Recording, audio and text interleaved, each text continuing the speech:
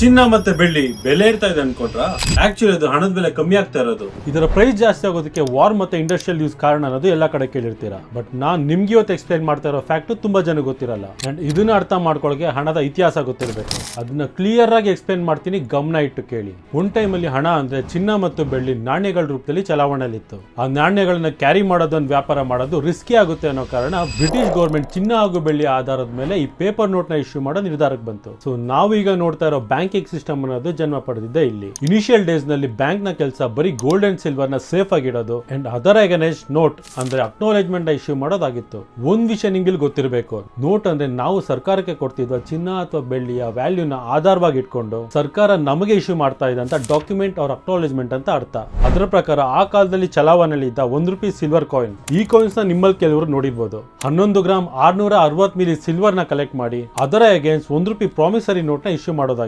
According to that note ನ return ಮಾಡಿದಾಗ ನಮ್ಮ ಸಿಲ್ವರ್ ಕಾಯಿನ್ಸ್ ನ ವಾಪಸ್ ಪಡಿಬಹುದು ಅಂತ ಸರ್ಕಾರ ಕ್ಲಿಯರ್ ಆಗಿ ಕನ್ವೆ ಮಾಡಿತ್ತು. ಡಿಪೆಂಡಿಂಗ್ ಆನ್ ದ ಬ್ಯಾಂಕ್ ಅದನ್ನ ಪ್ರಾಮಿಸರಿ ನೋಟ್ ಮೇಲೆ ಮೆನ್ಷನ್ ಕೂಡ ಮಾಡ್ತಾ ಇತ್ತು. ಹಾಗಾದ್ರೆ ಸರ್ಕಾರದ ನೋಟ್ ನ ರಿಟರ್ನ್ ಮಾಡಿ ನಮ್ಮ ಹಣನ ಹಿಂಪಡಿಬಹುದಲ್ವಾ? ಅಂಡ್ ಈ ಗೋಲ್ಡ್ ಬ್ಯಾಕ್ ಸಿಸ್ಟಮ್ಗೂ ಇಂದಿನ ಇನ್ಫ್ಲೇಷನ್ಗೂ ಏನ್ ಸಂಬಂಧ ಅನ್ನೋದನ್ನ ನೆಕ್ಸ್ಟ್ ವಿಡಿಯೋದಲ್ಲಿ ಹೇಳ್ತೀನಿ. ಈ ಪೇಜ್ ನ ಸ್ಟಾರ್ಟ್ ಮಾಡಿ ಒಂದೇ ತಿಂಗಳಾಗಿದ್ದು ಕೆಲವೇ ವಿಡಿಯೋಗಳ ಮೂಲಕ ಕನ್ನಡಿಗರಿಂದ ಒಳ್ಳೆ ಸಪೋರ್ಟ್ ಸಿಕ್ಕಿದೆ. ಅಂಡ್ ಇದರಿಂದ ನಮಗೆ ಗೋಲ್ಡ್ ಅಂಡ್ ಡೈಮಂಡ್ ನ ಬಗ್ಗೆ ಎಜುಕೇಶನಲ್ ವಿಡಿಯೋಸ್ ಮಾಡೋದಕ್ಕೆ ಇನ್ನೂ ಸ್ಫೂರ್ತಿ ಸಿಗುತ್ತೆ. And thank you for your support. And ಇದೇ ರೀತಿ ಮಾಹಿತಿಗಾಗಿ gold and diamond group page ನ ಫಾಲೋ ಮಾಡೋದನ್ನ ಮರಿಬೇಡಿ.